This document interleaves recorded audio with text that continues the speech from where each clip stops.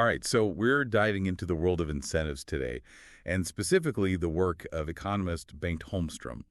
We're talking about the nitty-gritty of how incentives work, why they sometimes blow up in our faces, and what that means for pretty much every area of life, right? You know, what I find fascinating about Holmstrom is that he didn't set out to, turn economic theory on its head. He was brought into this huge company in Finland, Alstrom, to put these really complex planning models into practice. Ah, I think I see where you're going with this. Yeah. It's that classic story of elegant theories colliding with the messiness of the real world. So did those models work out the way they were supposed to? That's the thing, not even close. Holmstrom quickly realized that just getting reliable information from the factory managers, the people actually doing the work, was like pulling teeth. Ouch. Yeah, I can relate to that. And it was that experience, I think, that really ignited his skepticism about those traditional economic models, especially when it came to incentives. So he's seeing firsthand that designing a system on paper is a whole lot easier than actually getting people to behave the way you expect them to. Exactly. And that led him to this fundamental question, this challenge that lies at the heart of so much of economics. Yeah. How do you motivate someone to act in your best interest when you can't perfectly observe their effort, their every move? And this isn't just about bosses and employees, right? Think about doctors, teachers, even politicians. These dynamics are everywhere. That's such a good point. We encounter these principal-agent dynamics all the time, and we often don't even realize it. We're trusting someone to act on our behalf, but we can't always see exactly what they're doing or why they're doing it. So break it down for us. How does traditional economics view this whole incentive problem? Well, imagine you're trying to design the perfect incentive scheme, right? You want people to be motivated to work hard, but you also don't want to create perverse incentives that backfire. The classic economic models boil it down to this balancing act. Incentivizing effort on one hand and accounting for people's aversion to risk on the other. Okay, so it's about finding that sweet spot between dangling a carrot that's enticing enough to get people moving, but not so big that it creates this whole other set of problems. I get it. It's a tightrope walk for sure. Precisely. And most people, let's face it, they're inherently risk averse. They'd much rather have a predictable salary, even if it's not a fortune, than a risky commission structure, even if that commission could mean a much bigger payday. In theory. Okay, that makes sense. The security of a steady paycheck versus the allure, but also the uncertainty of a performance-based reward. Mm-hmm. Do you have a good example that brings this tension to life, something relatable? Let me see. Imagine you need to get some work done on your house, a renovation project, something like that. You could pay the contractor a flat fee for the whole project up front, or you could pay them by the hour. Oh, the classic contractor dilemma, right. Yeah, I've been there. And each approach has its own quirks. The flat fee, it incentivizes them to finish quickly, maybe even cut some corners to speed things up. The hourly rate, well, it might lead to some, shall we say, creative time management, right? Padding the hours a bit. Neither option perfectly aligns their incentives with yours. Ugh, it's so true. So what did Holmstrom make of all this? Did he find that these classic models actually held up in the real world? Or did he, toss them out the window and start from scratch? Did he find that these classic models actually held up in the real world? Or did he, toss them out the window and start from scratch? Well, he didn't completely scrap them, but he realized they were missing something pretty major, something that totally changes how we think about incentives. Multitasking. See, in the real world, almost every job out there involves juggling a bunch of different tasks, some of which are easier to measure and reward than others. Yeah, that's so obvious when you hear it said out loud. Most jobs aren't just one single thing. It's a whole mix of stuff. Right. But the implications are huge. Think about it. Let's say you're managing a sales team. Seems logical to incentivize them based on, sales numbers, right? Yeah. I mean, if you want to drive sales, that seems like the most straightforward approach. Sure. But here's the thing. A salesperson's job isn't just about closing deals, is it? They also need to build relationships with clients, maybe spot long-term opportunities, or even mentor newer people on the team. And those things, they're a lot harder to quantify to put a neat little number on. Okay. So if you're only rewarding what's easily measurable, like hitting those sales targets, then you risk overlooking all those other crucial, even if they're less tangible, aspects of their job. Exactly. Holmstrom found that this laser focus on easily measured tasks, it can lead to a whole bunch of unintended consequences. He pointed to, for example, the classic case of piece rate pay in factories.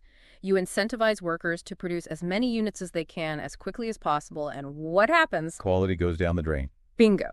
They start churning out units, but the quality plummets because they're cutting corners, rushing things, all to chase that incentive. And it's a prime example of how well-intentioned incentives can backfire, especially in situations where people are dealing with multiple tasks and goals. So how do you even begin to design effective incentives when you're talking about these more complex goals, when it's not just about hitting a number, but also about things like building relationships and long-term thinking?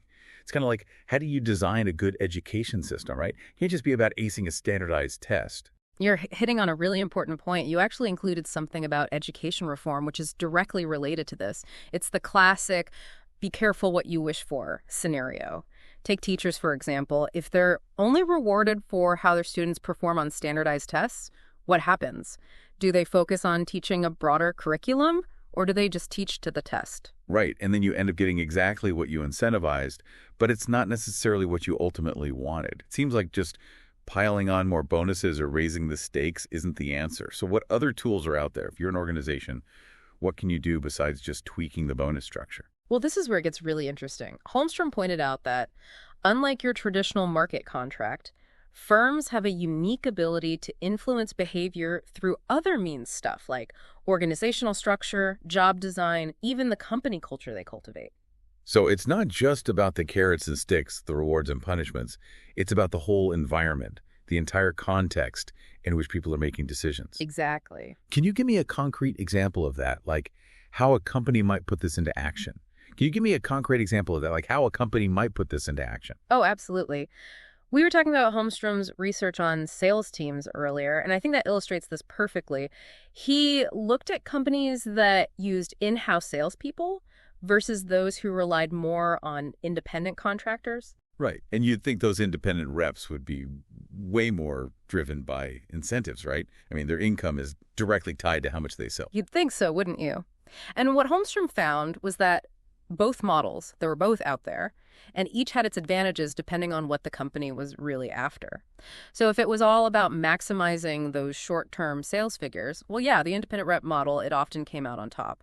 But if a company really needed its salespeople to focus on nurturing those long-term relationships, providing top-notch customer service, or even just working effectively with other teams within the company, all those things that are harder to measure, well, the employee model, it often proved to be a better fit. Because with employees, companies have more levers to pull, so to speak, beyond just the commission structure. It's like they've got more control over the overall environment, right? They can shape behavior in a more holistic way. Exactly. And that gets to the heart of what Holmstrom was saying. He challenged this traditional view that companies are just like mini markets, where it all boils down to individual transactions and those very explicit contracts. He argued that companies are more like, they're more like complex organisms, with their own unique internal dynamics and these incentive systems that go way beyond those simple pay-for-performance schemes. So to recap, we've gone deep on this idea of multitasking, how it throws a wrench in those traditional incentive models. We've talked about how even the best-intentioned incentives can have these unintended consequences. And now we're seeing how the very structure of a company, how it's organized, can influence behavior in these subtle but really powerful ways. It's a lot to wrap your head around. So for someone who's listening to this, what's the key takeaway? If you had to distill Holmstrom's work down to one actionable insight, what would it be? If I had to pick just one, I'd say it's this.